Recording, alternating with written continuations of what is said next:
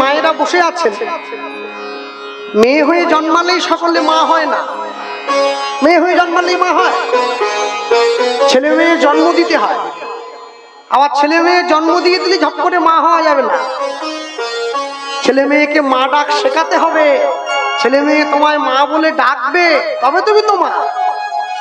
অনেক মায়েরা আছে সন্তান জন্ম হলো, কিছুদিন পরে মারা গেল, সে মা হয়েও হলো না, মা ডাক তো শুনতেই পায় নাই। হ্যাঁ, রামকৃষ্ণ পরমহংসদেব সারদা মাকে জিজ্ঞাসা করেছিলেন যে শারদে, আদর করে ডাকতেন তো ভালোবেসে, শারদে বলতেন কেন? অনেক বয়সের তফাৎ ছিল। মায়ের যখন 12 বছর বয়স, ঠাকুরের বয়স তখন 24-এরও বেশি। হ্যাঁ,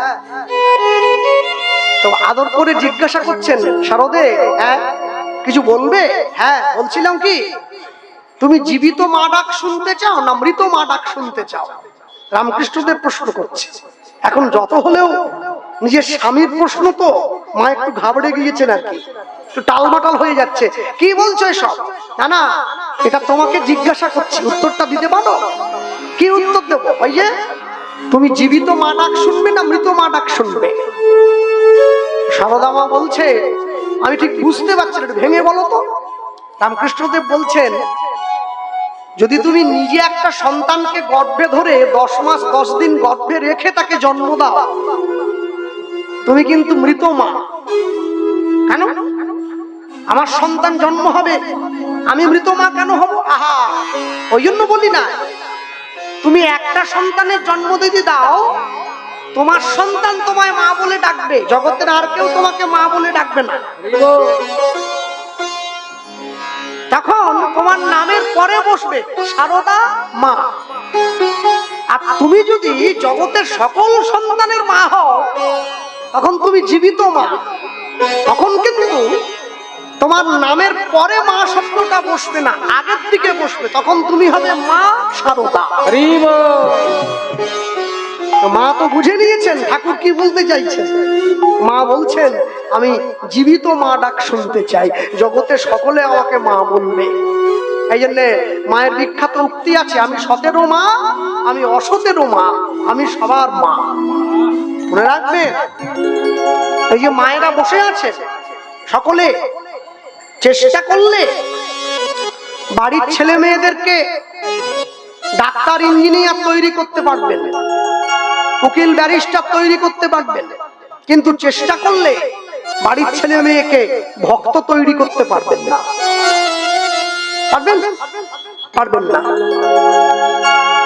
চেষ্টা করে বাড়ির ছেলে মেয়েদের বিয়ে বাড়িতে মাংস খেতে নিয়ে যাওয়া যায়, চেষ্টা করে বাড়ির ছেলে মেয়েদের কোনোদিন মন্দিরে প্রসাদ খেতে নিয়ে যাওয়া যায় না। চেষ্টা করে বাড়ির ছেলে মেয়েদের পার্কে নিয়ে যাওয়া যায়, জন্মদিনের পার্টিতে নিয়ে যাওয়া যায়।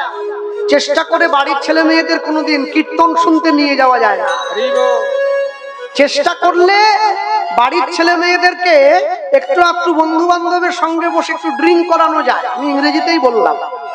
হ্যাঁ, মদ বললে অনেকের কষ্ট হতে পারে, যা একটু ড্রিঙ্ক করানো যেতে পারে, কিন্তু চেষ্টা করলে বাড়ির ছেলে মেয়েদের ভগবানের চরণামৃত খাওয়ানো যেতে পারে না।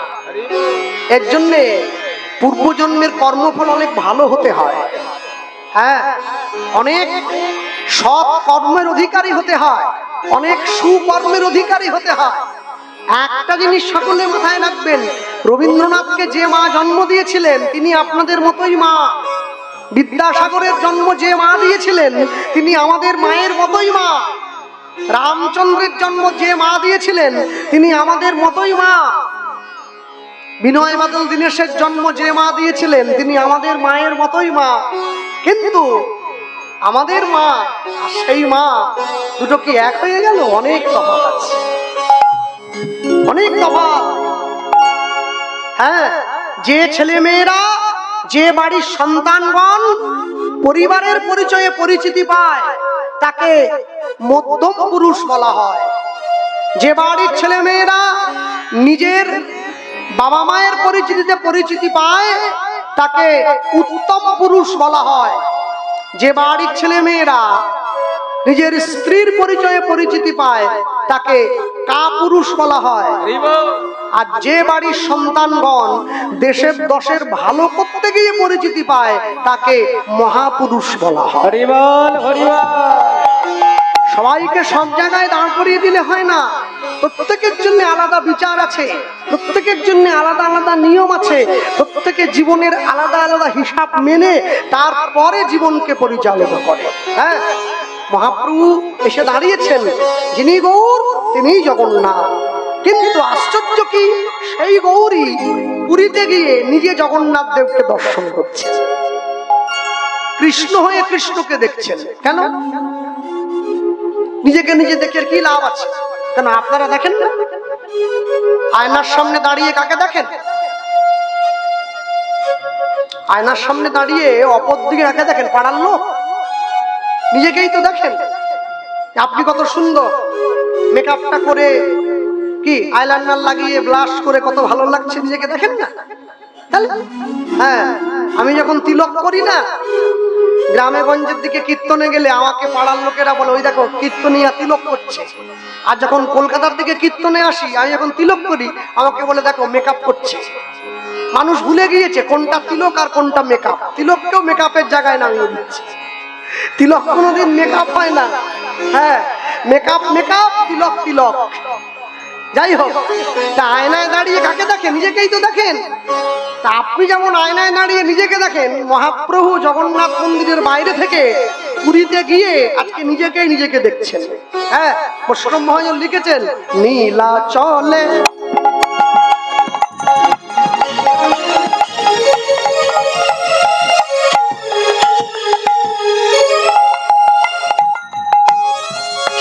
নীলাচলে শঙ্খ চক্র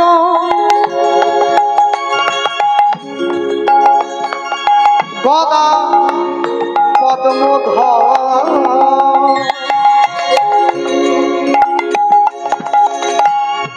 নীলাচলে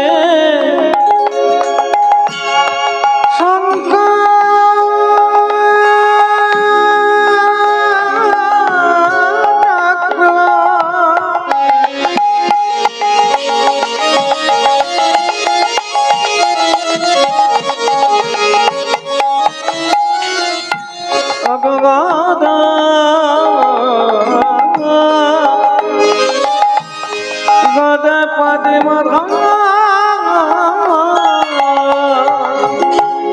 নীলাচলে, নীলাচল মানে পুরী ধাম, জগন্নাথের হাতে নীলাচলে শঙ্খ চক্র গদা পদ্মধর, নীলাচলে শঙ্খ চক্র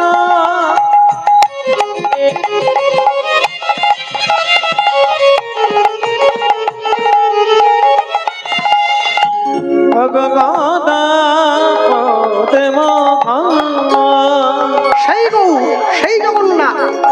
ওগো নদিয়া নগরে দণ্ড কমণ্ডল ধর, নদিয়া নগরে দণ্ড কমণ্ডল, ওগো নদিয়া নগরে দণ্ড কমণ্ডল ধর, নদিয়া নগরে দণ্ড কমণ্ডল। বাসুদেব ঘোষে কহে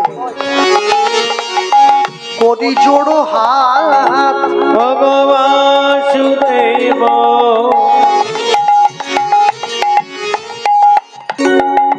ঘোষে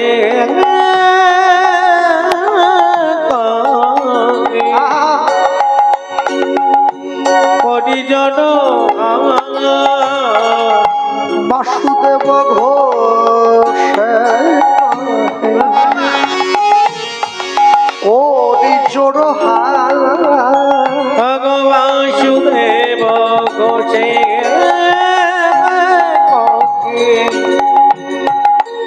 করি জড়ো। হাত জোড়ো করে কি বললেন? যেই গৌর সেই কৃষ্ণ সেই তো জগন্নাথ। আগা যাই গৌর ধ্বনি নিতাই গৌর হরিব কৃষ্ণ সেই তো জগন্নাথ অবজয় গৌর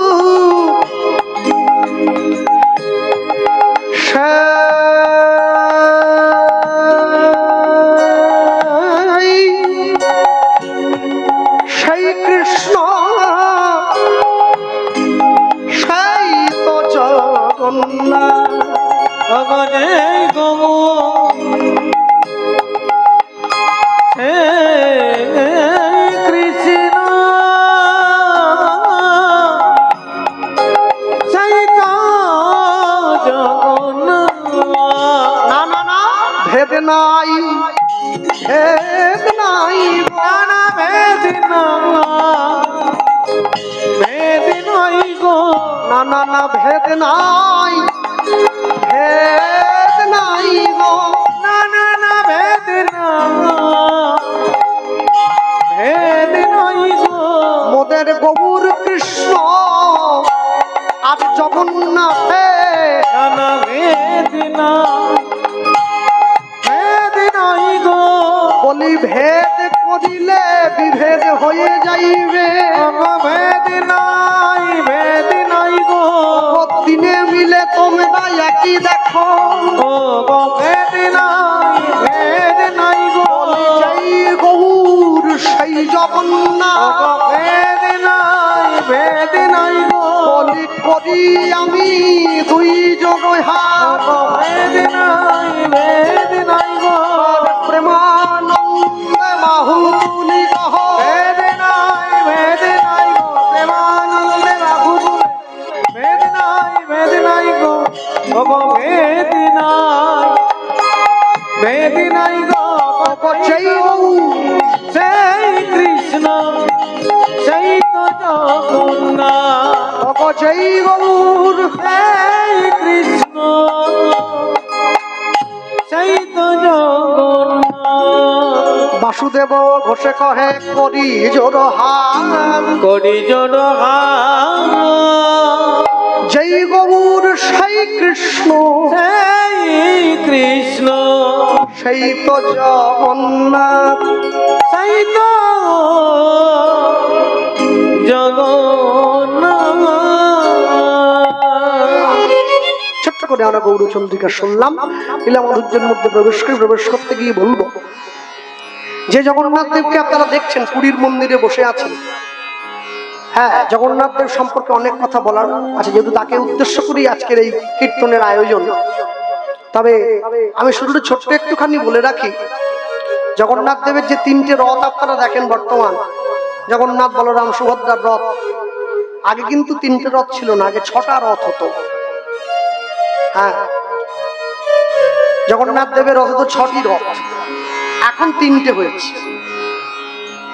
এই যে 6টি রথ হতো জগন্নাথ দেবের, মাঝে একটা নদী থাকতো। এই মন্দির থেকে বেরিয়ে জগন্নাথ দেব 3টে রথে চেপে নদীর পার পর্যন্ত যেতেন, তারপরে নদীটা পার হয়ে ওপারে গিয়ে আবার 3টে রথে চেপে তারপরে মাসির বাড়িতে যেতেন। সেখানে 8 দিন থাকতেন, আবার পুনরায় ফিরে আসতেন। তো কালের প্রবাহে সে নদী এখন নেই, এখন 3টে রথেই সীমাবদ্ধ হয়ে গেছে জগন্নাথের রথ। যাই হোক, এই যে জগন্নাথ দেব, এই জগন্নাথ দেবকে যিনি প্রতিষ্ঠা করলেন তিনি হচ্ছেন মহারাজ ইন্দ্রদ্যুম্ন রাজা। ইন্দ্রদ্যুম্নের পরিচয়টা বললে আরো ভালো বোঝা যায়। রামচন্দ্রের 2টি পুত্র, বড় ছেলের নাম লব, ছোট ছেলের নাম কুশ, 2 ছেলে। এই রামচন্দ্রের যে ছোট ছেলে কুশ, এই কুশের 19তম বংশধর হচ্ছে মহারাজ দেবালিক। এই 19তম বংশধর রাজা দেবালিকের পুত্র রাজা ইন্দ্রদ্যুম্ন, তিনি পুরীতে জগন্নাথ দেবকে প্রতিষ্ঠা করলেন। এখানে আরো একটু কথা আছে, জগন্নাথ দেবকে প্রতিষ্ঠা করবার কাজ দাপর যুগ থেকে চলে আসছে। এক এক করে 11 জন ইন্দ্রদ্যুম্নের পতন ঘটে গেছে। 12 নম্বরে রাজা ইন্দ্রদ্যুম্ন যিনি এলেন, তিনি জগন্নাথ দেবকে প্রতিষ্ঠা করলেন। যারা পুরীতে গিয়েছেন, পুরী শুধুমাত্র চিংড়ি মাছের চপ খেয়ে, সমুদ্রের ঢেউ খেয়ে, হ্যাঁ, হোটেলে ঢুকঢুক করে মদ খেয়ে, এখানে একটা জগন্নাথের ছবি কিনে এনে, খাজা গজা এনে লোককে দিলাম, পাড়ায় ঘুরে বেড়ালাম, আমি পুরী গেছিলাম, আমি পুরী গেছিলাম, এ করার জন্য পুরী নয়। আপনার জীবনের যত অজানা প্রশ্ন, আপনার জীবনের যত অজানা উত্তর, আপনি সব জগন্নাথ ধামে গেলে পাবেন সব। তবে যাওয়ার মতো মন নিয়ে যেতে হবে। পুরীতে যাচ্ছি কেন, এই জন্য যেতে হবে, আগে জানতে হবে। এই যে মহারাজ ইন্দ্রদ্যুম্ন যিনি প্রতিষ্ঠা করলেন জগন্নাথ দেবকে পুরীর মাঝে দাঁড়িয়ে, সেই কথাই আমরা শুনছি আজকে হরিসভায় বসে সান্ধ্যকালীন কীর্তনে।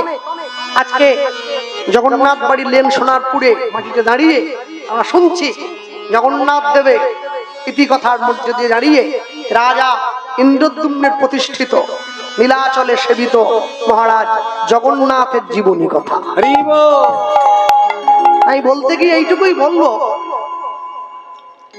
মালব্য দেশের অবন্তী নগরের রাজা মহারাজ ইন্দ্রদ্যুম্ন,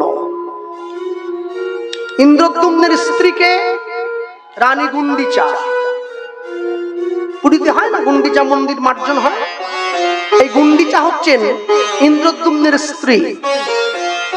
এখন রাজার মনে একটাই ইচ্ছে যে আমি যে কৃষ্ণকে ভালোবাসি সেই কৃষ্ণের মন্দির তৈরি করে আমার আরাধ্য ভগবানকে সেই মন্দিরে বসিয়ে দিয়ে যাব, এটাই ইচ্ছে। এখন ইচ্ছে পূরণ করবার জন্যে অনেক কিছু বাধাক্রান্ত পথ অতিক্রম করতে হয়। কি নিজের জীবনের ইচ্ছে এত সহজে পূরণ হয় না। কেউ চাইলেই মুকেশ আম্বানি হয়ে যাবে নাকি? ইচ্ছে থাকতে পারে, কিন্তু মুকেশ আম্বানি হতে গেলে যে পরিশ্রম করতে হবে, যে কর্ম করতে হবে, সে কর্ম তো আমাদের নেই। কর্মের বোঝা তো শূন্য।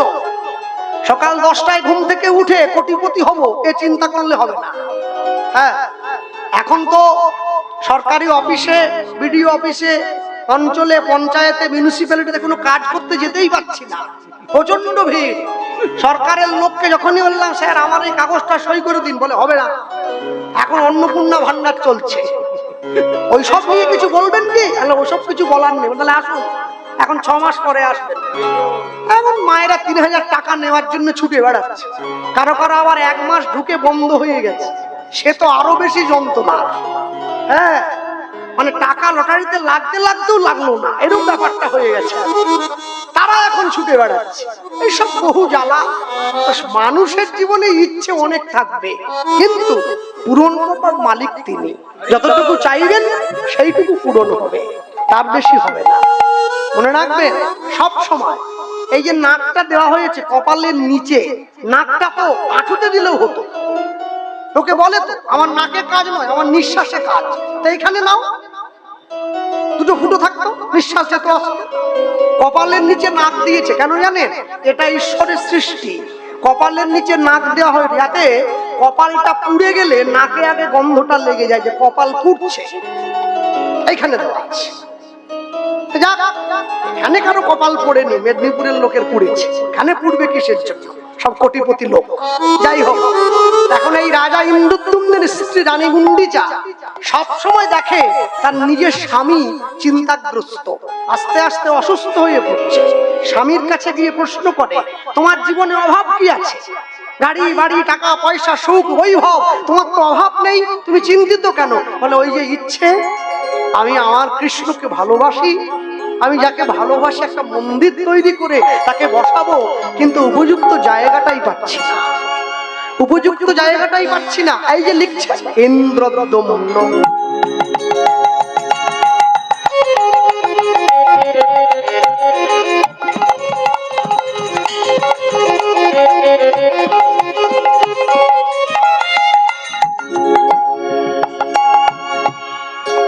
ইন্দ্রদ্যুম্ন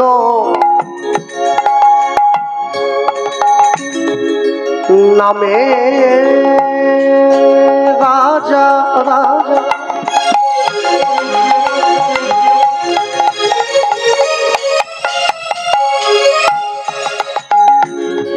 যে নামটা বললাম ইন্দ্রদ্যুম্ন নামে নামে নামে রাজা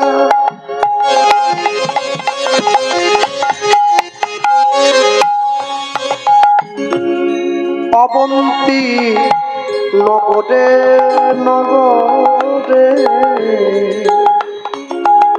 অগ ইন্দ্রদ্যুম্ন নামে রাজা রাজা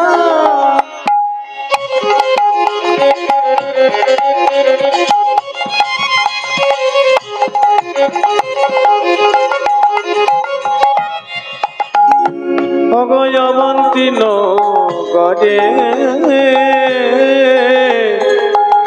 কৃষ্ণ ভক্ত রাজা সদাই কৃষ্ণ নাম পদে অগ কৃষ্ণ ভক্ত রাজা সদাই কৃষ্ণ ভজন পদে কৃষ্ণ ভক্ত রাজা সদাই কৃষ্ণ নাম করে করে অগ কৃষ্ণ ভক্ত নাম সদাই কৃষ্ণ নামে করে শ্রীকৃষ্ণের পাদ পদ্ম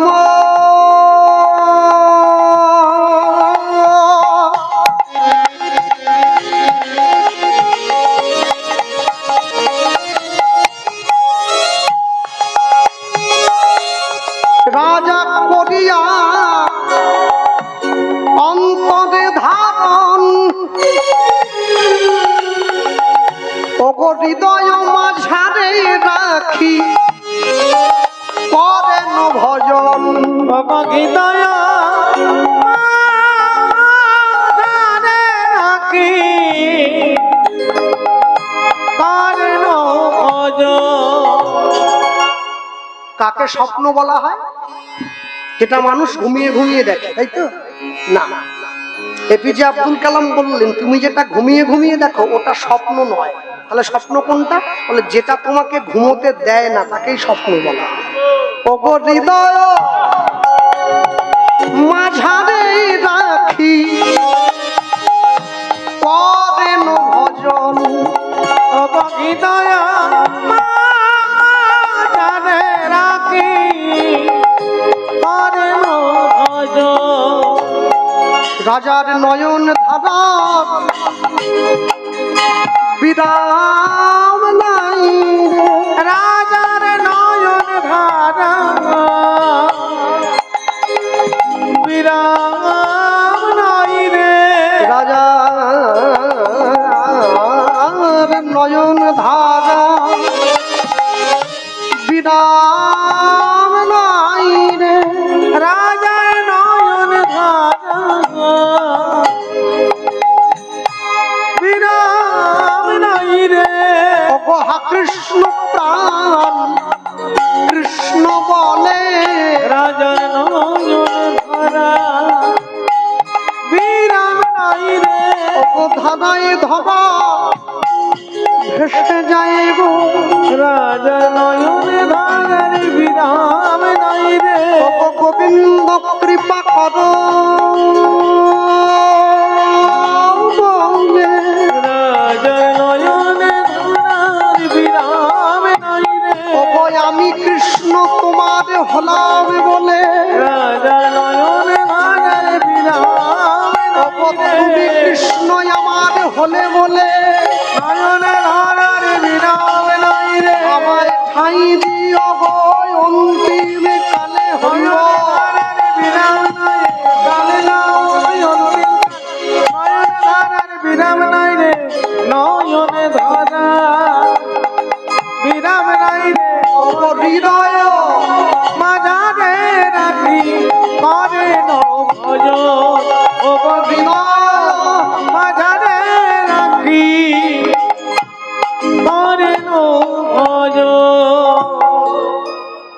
রাজা যদি ঋষি হয় তাকে রাজর্ষি বলা হয়, মহৎ ব্যক্তি যদি ঋষি হয় তাকে মহর্ষি বলা হয়, দেবতা যদি ঋষি হয় তাকে দেবর্ষি বলা হয়। হ্যাঁ? জগতে সকলে ঋষি হতে পারবে। এত বড় দাড়ি রেখে রুদ্রাক্ষের মালা পরে গেরুয়া একটা বসন করলে কেউ ঋষি হলো? আর যে পড়বে না সে ঋষি নয়? না, তা না। কাকে ঋষি বলবেন? না, যার অন্তরটা ঋষতায় পরিপূর্ণ। ঋষতা মানে যে কোনোদিন পরের ক্ষতি চাইবে না, যে কোনোদিন অপরের ক্ষতি করে না। শরৎচন্দ্র চট্টোপাধ্যায় লিখেছিলেন, অনাহারে একটি গরু মরিয়া যায়, তবুও কখনো দড়ি ছিঁড়িয়া মালিকের অনিষ্ট করে না। ঠিক মানুষ তদ্রূপ মানুষের ক্ষতি করিবে না। মানুষের ক্ষতি যদি কেউ যদি মানুষের ক্ষতি না করে, আপনি যদি মানুষের ভালো করেন তো ভগবান আপনার ভালো করবে, আর আপনি যদি মানুষের ক্ষতি করেন তো ভগবান আপনার ক্ষতি করবে। যে করে লোকের মন্দ তার মন্দ করে গোবিন্দ, সোজা হিসাব। আপনি সকলের ভালো চান, আপনার ভালো চাওয়ার দরকার নেই, এমনি হবে। আপনি সকলের ক্ষতি চান, আপনার ক্ষতি চাওয়ার দরকার নেই, এমনি ক্ষতি হবে। এই জন্যে সবসময়ের জন্য অপরের ক্ষতি নয়, অপরের ভালো চান। কেউ যদি আপনার শত্রু হয় আপনি তারও মঙ্গল চান, শুধু বিচারটা বিচারকের হাতে দিয়ে দিন। ঈশ্বরের বিচার একেবারে নির্ভুল হয়। হ্যাঁ, ছোটকালে আমাদের গ্রামের দিকে বাড়ি ছিল তো, দেখতাম আমার ঠাকুমা জাঁতা কলে ডাল পেশাই করতো। দুটো পাথরের টুকরো থাকতো, নিচে এক ওপরে আরেক, কাঠি দিয়ে ওপরেরটাকে ঘোরাতো। ওই জাঁতা কলে যতগুলো ডাল পড়বে ওই পেশায়ের মধ্যে সব গুঁড়ো হয়ে যাবে। দু চারটে ডাল বেঁচে যেত। কোনটা বলুন তো? ওর মাঝে একটা কাঠি থাকতো, মোটা লাঠি। ওই লাঠির গোড়াতে যে ডালগুলো থাকতো ওগুলো কিন্তু পেশাই হতো না।